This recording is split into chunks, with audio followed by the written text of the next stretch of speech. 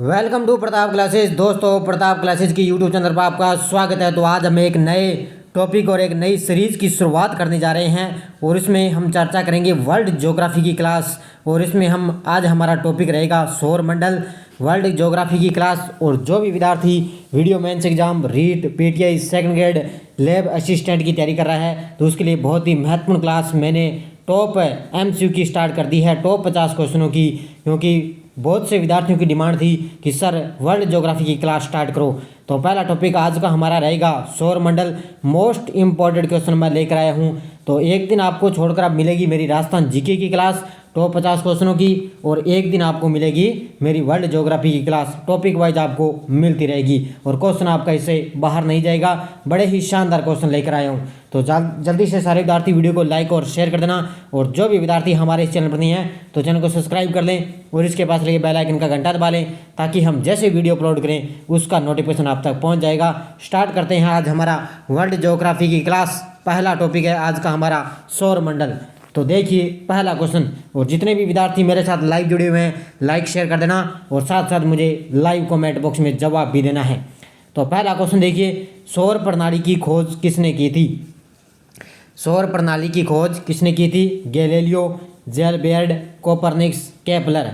तो ध्यान रखना, सौर प्रणाली की खोज की थी कोपरनिकस ने। किसने की थी? Option number C, Copernicus. दूसरा क्वेश्चन देखो, सूर्य के चारों ओर घूमने वाले खगोलीय पिंड क्या कहलाते हैं? सूर्य के चारों ओर घूमने वाले खगोलीय पिंड क्या कहलाते हैं? ग्रह, उपग्रह, क्षुद्र ग्रह, पूच्छल तारा। तो सूर्य के चारों ओर घूमने वाले क्या कहलाते हैं? खगोलीय पिंड ग्रह कहलाते हैं। तो ऑप्शन नंबर एक यहाँ पे राइट आंसर हो जाएगा। अब की बार रीट के एग्जाम में क्या है, सौर मंडल से संबंधित ये नया टॉपिक जोड़ दिया गया है रीट में। तो पिछली बार भी क्वेश्चन पूछे गए हैं सौर मंडल से संबंधित, उसमें ये अब की बार ये नया टॉपिक इसमें जोड़ा है। किसी ग्रह के चारों ओर परिक्रमा करने वाले छोटे आकाशीय पिंड को क्या कहते हैं? किसी ग्रह के, अब ये देखो सूर्य के चारों ओर लगाते हैं चक्र, उनको ग्रह बोलते हैं, और ग्रह के चारों ओर जो परिक्रमा करते हैं उनको क्या बोलेंगे? उपग्रह। क्या बोलेंगे? ऑप्शन नंबर बी, उपग्रह। नेक्स्ट देखो, ग्रहों की गति का नियम किसने प्रतिपादित किया? Newton, Kepler, Copernicus, Galileo. ग्रहों की गति का नियम किसने प्रतिपादित किया था? ये किया था केपलर ने। किसने किया? Option number B, Kepler. Next देखो, आकार के अनुसार सौरमंडल के ग्रहों का अवरोही क्रम है। अब यहाँ पे बताना है भी आकार के अनुसार सौरमंडल के ग्रहों का अवरोही क्रम बताना है। एक तो होता है आरोही क्रम, एक होता है अवरोही क्रम। आरोही क्रम का मतलब होता है बढ़ते क्रम और अवरोही होता है घटता क्रम, यानी कि ज़्यादा से कम की ओर, और आरोही क्रम होता है कम से ज़्यादा की ओर। अब यहाँ पे पूछा कि अवरोही क्रम यानी कि बड़े से छोटे की ओर जाना है अपने को। तो देखना, बताइए मुझे इसमें कौन सा राइट आंसर हो जाएगा।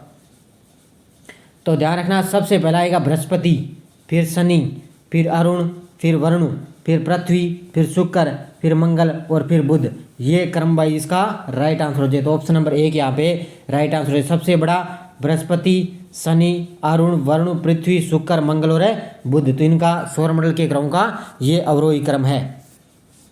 नेक्स्ट क्वेश्चन देखो, निम्नलिखित में से कौन सौरमंडल का भाग नहीं है? क्षुद्र ग्रह, धूमकेतु, ग्रह, निहारिका। बताइए मुझे कौन सौरमंडल का भाग नहीं है। अब आपको पता है सौरमंडल का क्षुद्र ग्रह होते हैं, धूमकेतु भी होते हैं, ग्रह भी होते हैं, लेकिन निहारिका सौरमंडल का भाग नहीं है। तो option number D right answer हो जाएगा। नेक्स्ट देखो, निक्स ओलंपिया कोलंबस पर्वत किस ग्रह पर स्थित है? बुध, शुक्र, पृथ्वी, मंगल। निक्स ओलंपिया कोलंबस पर्वत किस ग्रह पर स्थित है? ये है मंगल ग्रह पर।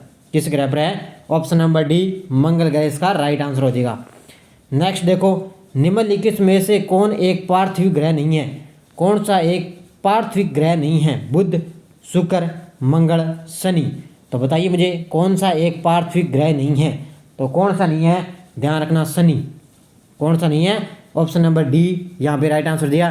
पार्थिव ग्रह का मतलब, पार्थिव ग्रह यानी कि इसके अंदर अंदर जो जो ये दिए होते हैं ना, यानी कि इसमें अंदर दिए होते हैं जो शुरुआत से सूर्य से लेकर क्रम वाइज दिए होते हैं। उसके बाद में बुध इसके अंदर आता है, शुक्र भी आता है, मंगल आता है, लेकिन पार्थिव ग्रह में शनि ग्रह नहीं है। तो ऑप्शन नंबर डी यहाँ पे राइट आंसर हो जाएगा। अगला देखो, पार्थिव ग्रहों की संख्या कितनी है? 3, 4, 5, 6। तो ध्यान रखना कितनी है? 4 है पार्थिव ग्रहों की संख्या। तो ऑप्शन नंबर बी यहाँ पे राइट आंसर हो जाएगा। नेक्स्ट क्वेश्चन देखो, सौर मंडल का जन्मदाता किसे कहा जाता है? सौर मंडल का जन्मदाता सूर्य को, पृथ्वी को, बृहस्पति को, शनि को। तो ध्यान रखना, सौर मंडल का जन्मदाता किसे कहता है? सूर्य को बोला जाता है। तो ऑप्शन नंबर 1 है राइट आंसर हो जाएगा। नेक्स्ट क्वेश्चन देखो, सूर्य के संगठन में सहायक गैस है, यानी कि सूर्य के अंदर कौन कौन सी गैस है? ऑक्सीजन, CO2, हीलियम और ऑक्सीजन, हीलियम, नाइट्रोजन, हाइड्रोजन और हीलियम। तो बताइए मुझे, सूर्य के संगठन में सहायक कौन कौन सी गैस है? ध्यान रखना, ये है हाइड्रोजन और हीलियम। कौन सी है? ऑप्शन नंबर डी, हाइड्रोजन और हीलियम सूर्य के अंदर पाई जाती है। सूर्य के मध्य भाग को क्या कहा जाता है? समताप मंडल, प्रकाश मंडल, वर्णमंडल, स्थल मंडल। बताइए मुझे, सूर्य के मध्य भाग को क्या कहा जाता है? ध्यान रखना, ये कहा जाता है प्रकाश मंडल। क्या बोला जाता है? सूर्य के मध्य भाग को प्रकाश मंडल बोला जाता है। नेक्स्ट देखो, सूर्य के ऊपर के भाग को क्या कहा जाता है? जो ऊपर का भाग है ना, उसको क्या बोला जाता है? अधोमंडल, प्रकाश मंडल, वर्णमंडल, समताप मंडल। तो ध्यान रखना, मध्य का भाग है जो प्रकाश मंडल कहलाता है, लेकिन ऊपर का भाग क्या कहलाएगा? वर्णमंडल। ऑप्शन नंबर सी यहाँ पे राइट आंसर हो जाएगा। नेक्स्ट देखो, सूर्य सदैव पूर्व में निकलता है क्योंकि। अब सूर्य सदैव है वो पूर्व में निकलता है, पश्चिम में नहीं निकलता, आपको सभी को पता है। लेकिन क्यों निकलता है? क्योंकि वो क्या है? पृथ्वी पश्चिम से पूर्व की ओर घूमती है, यानी कि हमारी जो पृथ्वी है वो क्या है? पश्चिम से पूर्व की ओर घूमती है, इसलिए क्या है? सूर्य सदैव पूर्व में निकलता है। नेक्स्ट देखो, एक ग्रह की अपने कक्ष में सूर्य से अधिकतम दूरी को क्या कहा जाता है? अब ये क्वेश्चन पूछा गया है, पिछली बार जो रीट का एग्जाम हुआ था ना, उसमें ये क्वेश्चन है पूछा गया, 2021 में हुआ था ना, 26 सितंबर को। उसमें ये क्वेश्चन पूछा गया भी कक्ष में सूर्य से अधिकतम दूरी को क्या कहा जाता है, ये पूछा गया था। अपसोर वाले अच्छी तरह से पढ़ देना, दोनों ही बड़े ही शानदार है। तो ध्यान रखना, इसका राइट आंसर हो जाएगा अपसोर। क्या हो जाएगा? यानी कि एक ग्रह की कक्ष में सूर्य से अधिकतम दूरी क्या कहा जाती है? अधिकतम दूरी कहलाती है अपसौर, और न्यूनतम दूरी क्या कहलाएगी? उपसौर। तो option number B right answer हो जाएगा। अगला देखो, एक ग्रह के अपने कक्ष में सूर्य से न्यूनतम दूरी, ये देखो आ गया ना। तो ध्यान रखना, सूर्य से न्यूनतम दूरी क्या कहलाएगी? उपसौर। ध्यान रखना इसका, सूर्य से न्यूनतम दूरी उपसौर और अधिकतम दूरी अपसौर कहलाएगी। तो इनको नाम आप अच्छी तरह से पढ़ना, कई बार हम कंफ्यूज भी हो जाते हैं इनमें। निम्नलिखित में से किन के बीच की औसत दूरी को खगोलीय एकक कहा जाता है? निम्नलिखित में से किन के बीच की औसत दूरी को खगोलीय एकक कहा जाता है? ध्यान रखना, ये कहा जाता है पृथ्वी और सूर्य के बीच में। किसके बीच में? पृथ्वी और सूर्य के बीच में क्या है? औसत दूरी को खगोलीय एकक कहा जाता है। तो ऑप्शन नंबर 1 राइट आंसर हो जाएगा। नेक्स्ट देखो, सूर्य के रासायनिक मिश्रण में हाइड्रोजन का कितना प्रतिशत है? अब आपको बताइए, सूर्य में क्या है? हाइड्रोजन और हीलियम दोनों गैसें पाई जाती है, लेकिन हाइड्रोजन का कितना प्रतिशत है? वो है 71%। कितना प्रतिशत है? ओनली 71%। सबसे ज़्यादा क्या है? सूर्य के अंदर है हाइड्रोजन पाई जाती है, लेकिन हाइड्रोजन और हीलियम इसमें दोनों होती है। किस ग्रह में चंद्रमा की तरह कलाएं होती है? मंगल, बुध, बृहस्पति, शनि। अब ये बताना है भी किस ग्रह में चंद्रमा की तरह कलाएं होती है? इसका राइट आंसर हो जाएगा बुध में। तो इसमें होती है, बुध में क्या है? चंद्रमा की तरह कलाएं। तो option number B right answer हो जाएगा। नेक्स्ट देखो, निम्नलिखित में से कौन से ग्रहों के चारों ओर घूमने वाले उपग्रह नहीं है? यानी कि कौन से ग्रहों के चारों ओर घूमने वाले उपग्रह नहीं होते हैं? मंगल, शुक्र, बुध, शुक्र, मंगल, बुध, वरुण या प्लूटो। बताइए मुझे, कौन से ग्रहों के चारों ओर घूमने वाले उपग्रह नहीं हैं? इसका राइट आंसर हो जाएगा बुध और शुक्र। किसके ये घूमने वाले ग्रह उपग्रह नहीं होते? बुध और शुक्र की क्या है? उपग्रह नहीं है। तो ध्यान रखना, 2 ये ग्रह हैं। नेक्स्ट देखो, निम्नलिखित में से कौन सा ग्रह सूर्य का चक्कर सबसे कम समय में लगाता है? कौन सा ग्रह है जो सूर्य का सबसे कम समय में चक्कर लगाता है? तो ये लगाता है बुध, क्योंकि सबसे नज़दीक है तो ये कम समय में चक्कर लगाएगा, क्योंकि सबसे कम इसको घूमना पड़ता है, तो ये सबसे कम चक्कर लगाएगा बुध। नेक्स्ट देखो, सबसे तीव्र गति से सूर्य का चक्कर लगवाने वाला ग्रह है, सबसे तीव्र गति से। अब आपको पता है भी सबसे कम समय में बुध लगाता है, और सबसे तेज गति से भी सूर्य का चक्कर कौन लगाएगा? वो भी बुध लगाएगा। तो ऑप्शन नंबर यहाँ पे 1 इसका राइट आंसर। ये देखो यहाँ पर दिया हुआ है ऑप्शन नंबर 1 बुध। नेक्स्ट देखो, निम्नलिखित में से किस ग्रह की परिभ्रमण गति सबसे अधिक है? परिभ्रमण गति सबसे अधिक है, तो ये भी किसकी है? बुध की है। तो ध्यान रखना, सबसे कम समय में बुध लगाता है, और सबसे तेज गति से लगाता है, और सबसे परिभ्रमण गति भी सबसे ज़्यादा किसकी है? बुध की। यानी कि ये कई बार है सबसे ज़्यादा ये सूर्य के बाहर चक्कर लगाता है। नेक्स्ट देखो, निम्नलिखित में से किस ग्रह का अक्षीय झुकाव सबसे अधिक है? किस ग्रह का सबसे झुकाव सबसे अधिक है? तो ये है बुध का। किसका है? ऑप्शन नंबर बी, अक्षीय झुकाव सबसे ज़्यादा किसका आपसे पूछे तो ध्यान रखना बुध का है। और हमारी पृथ्वी कितनी है? 23.5 डिग्री अपने अक्षांश पर झुकी हुई है। तो सबसे ज़्यादा किसका है? बुध का है। नेक्स्ट देखो, चंद्रमा के सदृश दिखाई देने वाला ग्रह है। चंद्रमा के सदृश दिखाई देने वाला ग्रह कौन सा है? ध्यान रखना ये भी बुध है। ऑप्शन नंबर 1 यहाँ पे राइट आंसर हो जाएगा। नेक्स्ट क्वेश्चन देखो, सौरमंडल का कौन सा ग्रह लगभग पृथ्वी जितना बड़ा है? अब ये बताना भी सौरमंडल का कौन सा ग्रह लगभग पृथ्वी जितना बड़ा है? बुध, मंगल, शुक्र, यम। तो कौन सा है भी लगभग पृथ्वी के जितना भी बड़ा है? तो वो है शुक्र। कौन सा ग्रह है? ऑप्शन नंबर सी यहाँ पे राइट आंसर देगा। कौन सा? शुक्र। ये क्या है? पृथ्वी के लगभग समान है। निम्नलिखित में से किस ग्रह को पृथ्वी की बहन कहा जाता है? बुध, शुक्र, मंगल, बृहस्पति। किस ग्रह को पृथ्वी की बहन कहा जाता है? ये कहा जाता है शुक्र ग्रह को। किसको बोला जाता है? ऑप्शन नंबर यहाँ पे बी राइट आंसर दिया। पृथ्वी की बहन शुक्र ग्रह को बोला जाता है। अगला देखो, निम्नलिखित में से किसको भोर का तारा के नाम से जाना जाता है? भोर का तारा, किस ग्रह को भोर का तारा नाम से जाना जाता है? ये बोला जाता है शुक्र ग्रह को। किसको बोला जाता है? शुक्र ग्रह को भोर का तारा के नाम से जाना जाता है। नेक्स्ट देखो, निम्नलिखित में से ग्रहों में किसे सौंदर्य का देवता कहा जाता है? किस ग्रहों में किसे सौंदर्य का देवता कहा जाता है? तो ये भी किसको बोला जाता है? शुक्र को बोला जाता है। तो ध्यान रखना कई विशेषता आ चुकी है इसकी। भोर का तारा, सौंदर्य का देवता, पृथ्वी की बहन, ये किसको बोले जाते हैं? सारे पृथ्वी, ये शुक्र ग्रह को बोला जाता है। नेक्स्ट देखो, सुपरनोवा है एक ग्राहिका, एक ब्लैक होल, एक पुच्छल तारा, एक मृत्यप्राय तारा। तो बताइए सुपरनोवा क्या है? तो जल्दी से मुझे इसका राइट आंसर देंगे सारे विद्यार्थी। सुपरनोवा क्या है? ध्यान रखना ये है एक मृतप्राय तारा। क्या है? ऑप्शन नंबर डी, एक मृतप्राय तारा है। क्या नाम है इसका? सुपरनोवा है, ये एक तारा है। नेक्स्ट देखो, पृथ्वी के सबसे निकटतम खगोलीय पिंड है? प्रोक्सिमा सेंचुरी, चंद्रमा, शुक्र, सूर्य। तो ध्यान रखना पृथ्वी के सबसे निकटतम खगोलीय पिंड कौन सा है? इसका राइट आंसर हो जाएगा कौन सा है? चंद्रमा। ऑप्शन नंबर बी यहाँ पे राइट आंसर है, क्योंकि सबसे पृथ्वी का एकमात्र उपग्रह है चंद्रमा और सबसे निकटतम ये खगोलीय पिंड है। तो इसका नाम क्या है? चंद्रमा। नेक्स्ट क्वेश्चन देखो, सूर्य की परिक्रमा के दौरान पृथ्वी सूर्य से अधिकतम दूरी पर किस महीने में होती है? ये देखो ये आ गया ना क्वेश्चन, ये है वो अपसौर और उपसौर वाला क्वेश्चन। तो ध्यान रखना उपसौर अपसौर अच्छी तरह से पढ़ लेना। रीट के एग्जाम में ये क्वेश्चन पूछा गया भी उपसौर की स्थिति कब होती है, किस तारीख को होती है, और उपसौर की कब होती है। तो ध्यान रखना सूर्य की परिक्रमा के दौरान पृथ्वी सूर्य से अधिकतम दूरी पर किस महीने में होती है? ये होती है जुलाई महीने में। किस महीने में होती है?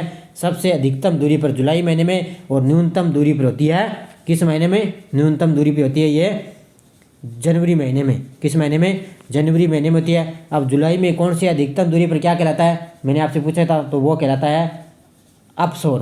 क्या कहलाता है? अपसौर। और न्यूनतम दूरी पर है उपसौर। नेक्स्ट देखो, पृथ्वी की उपसौर स्थिति किस महीने में होती है? तो ये देखो उपसौर की स्थिति आ गई ना। देखो पृथ्वी की उपसौर स्थिति किस महीने में होती है? ये होती है जनवरी में।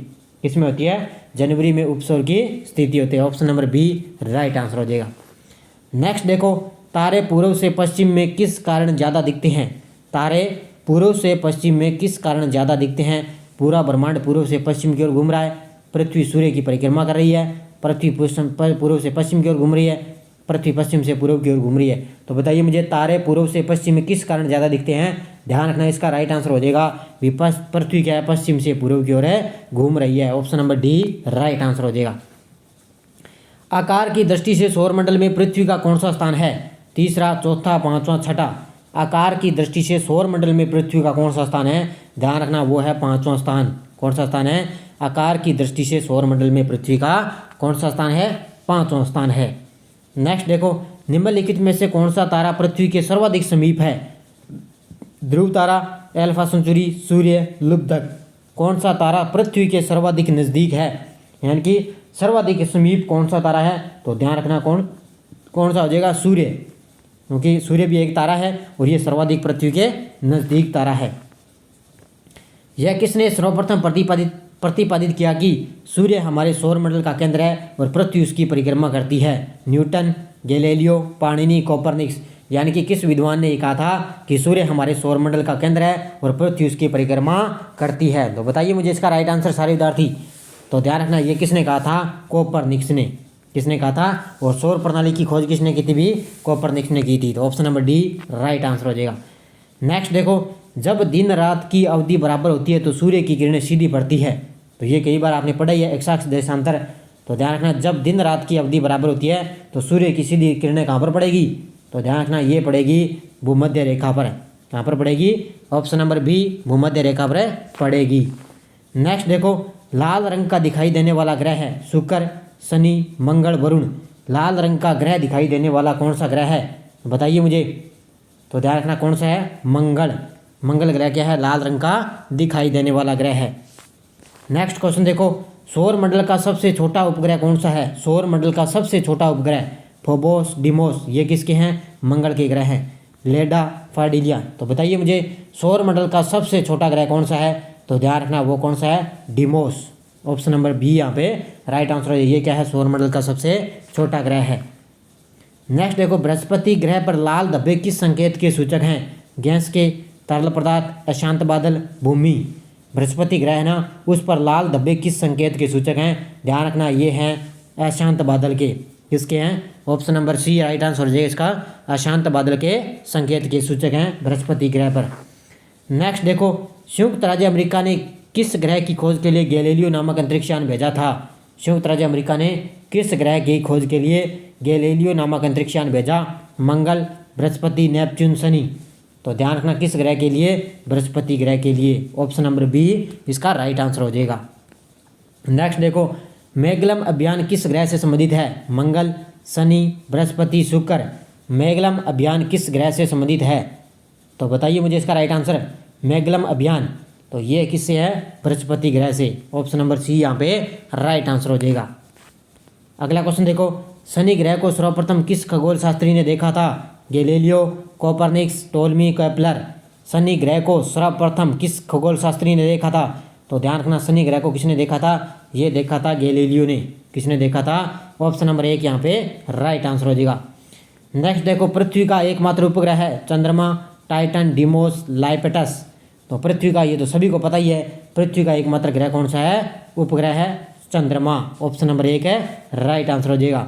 नेक्स्ट देखो, आकाश का सबसे चमकदार तारा है Proxima Centauri, Barnard, nebula, serious.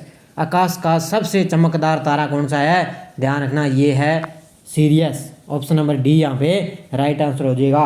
कौन सा है? सीरियस है जो आकाश का सबसे चमकदार तारा है। क्वेश्चन बहुत ही शानदार है, अच्छी तरह से पढ़ लेना, एग्जाम में मिल सकता है आपको सीधा सीधा। हेली धूमकेतु का आवर्तकाल होता है 66 वर्ष, 76 वर्ष, 86 वर्ष, 96 वर्ष। बताइए मुझे, हेली धूमकेतु का आवर्तकाल कितना होता है?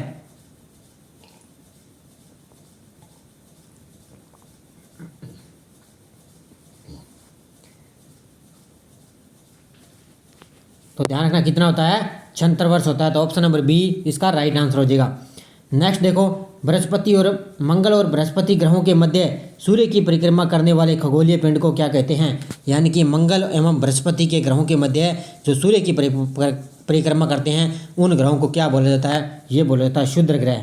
क्या बोला जाता है? यानी कि मंगल यहाँ पर आ गया, इसके बीच में जो होते हैं ना वो क्या कहलाते हैं? क्षुद्र ग्रह। और एक इधर आ गया एक तरफ बृहस्पति, तो इनके बीच में जो होते हैं ना वो क्षुद्र ग्रह कहलाते हैं। नेक्स्ट देखो, क्षुद्र ग्रह जिन ग्रहों के बीच में पाए जाते हैं, तो ये मैंने बता ही दिया, क्षुद्र ग्रह किनके बीच पाए जाते हैं? मंगल और बृहस्पति के बीच में क्या है? क्षुद्र ग्रह पाए जाते हैं। तो ऑप्शन नंबर सी इसका राइट आंसर हो जाएगा। अंतिम क्वेश्चन देखो, सर्वप्रथम खोजा गया क्षुद्र ग्रह है सीरस, प्लास, जूनो, वेस्टा। सर्वप्रथम खोजा गया क्षुद्र ग्रह है। सारे विद्यार्थी मुझे अंतिम क्वेश्चन का जवाब देंगे, देखते हैं कौन कौन इसका राइट आंसर देते हैं। तो बताइए मुझे सारे विद्यार्थी इसका राइट आंसर अंतिम क्वेश्चन का। सर्वप्रथम खोजा गया क्षुद्र ग्रह है, तो ध्यान रखना कौन सा है? सीरस। ऑप्शन नंबर एक यहाँ पे राइट आंसर हो जाएगा। तो ये 50 क्वेश्चन थे। जाते जाते वीडियो को लाइक और शेयर कर देना। आज वर्ल्ड ज्योग्राफी की क्लास मैंने उपलब्ध करवा दी और अच्छी तरह से पढ़ लेना। बड़े ही शानदार क्वेश्चन है, लगातार आपको एक दिन छोड़कर ये क्लास मिलती रहेगी, क्योंकि रीट के लिए भी जरूरी है, सेकंड ग्रेड के लिए जरूरी है, क्योंकि सेकंड ग्रेड के फर्स्ट ग्रेड की एग्जाम डेट भी घोषित हो चुकी है, आपको सभी को पता ही है। और उसके बाद में और हमारे लिए रीट का मॉडल टेस्ट भी हमने स्टार्ट कर दिया है 60 क्वेश्चनों की सीरीज। और अब ये आपको वर्ल्ड ज्योग्राफी की भी क्लास स्टार्ट कर दी है। तो सारा कुछ आपको धीरे धीरे हम उपलब्ध करवाएंगे। जिस तरह एग्ज़ाम की डेट नज़दीक आएगी इससे पहले हम आपको सारा कुछ लगभग उपलब्ध करवा देंगे। तो धन्यवाद दोस्तों। जय हिंद, जय भारत, राधे कृष्णा।